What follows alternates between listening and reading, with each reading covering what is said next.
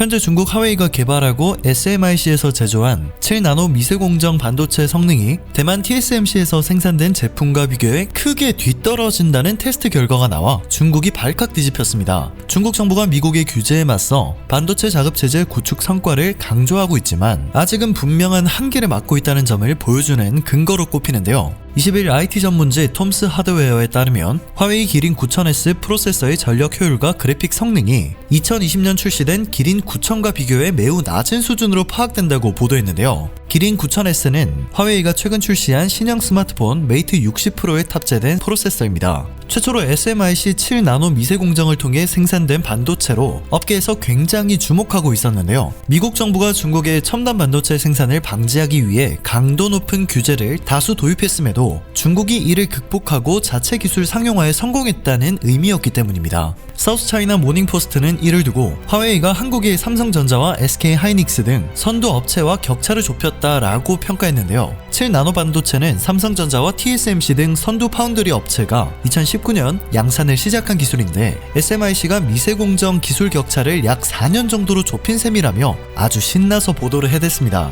그런데 톰스 하드웨어의 반도체 성능 테스트에서 새 프로세서의 성능이 낮은 수준으로 나타난 만큼 중국이 진정한 첨단 반도체 자급체제를 구축했다고 보기는 사실상 어려워졌는데요. 현실에서 이루지 못한 뜻을 꿈속에서 실현하다가 다시 현실로 돌아와 꿈속의 일이 허망한 한바탕의 꿈이라는 것을 깨닫는 마치 구운몽을 보는 듯합니다. 그런데 화웨이의 스마트폰이 공개되자 미국 정부에서는 중국의 기술 발전 상황에 제대로 주시하기 시작했습니다. 중국의 반도체 규제에 미흡한 점이 있었나 다시 한번 생각하게 되었는데요. 이유는 간단합니다. 상당히 매섭게 목줄을 조여갔기 때문인데 화웨이는 기린 9000 프로세서 위탁 생산을 TSMC에 맡겨왔지만 미국 규제가 본격화된 이후에는 협력 관계를 중단할 수밖에 없는 상황에 직면했습니다. 그런 상황에서 약 3년의 시간이 흐른 뒤에야 SMIC의 위탁 생산을 맡겨 후속 제품인 기린 9000S가 나오자 그동안 중국을 대상으로 시행했던 여러 규제가 첨단 미세공정 기술 발전을 막지 못했다며 정책 실효성을 두고 의문을 제기하고 있는 상황이죠.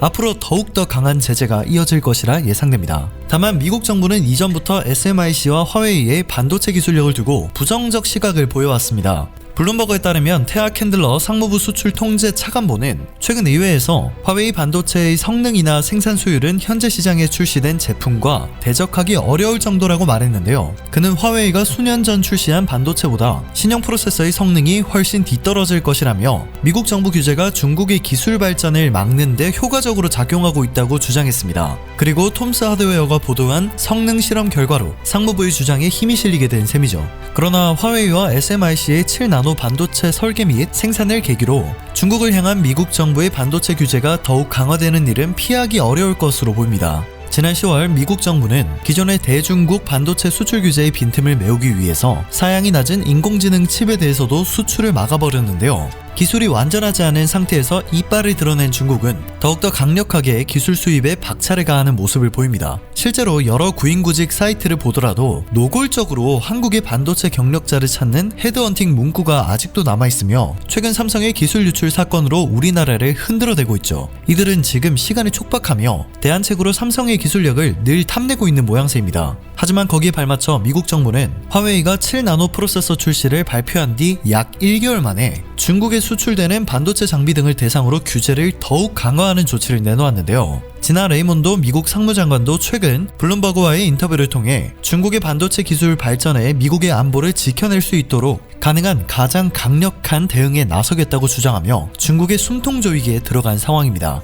어떻게든 한국의 기술력을 비겁하게 빼돌려 자기들 것으로 만들려고 하지만 짝퉁이 나라 중국의 한계점을 잘 보여주는 예시였습니다. 지금까지 로버튜브였습니다. 감사합니다.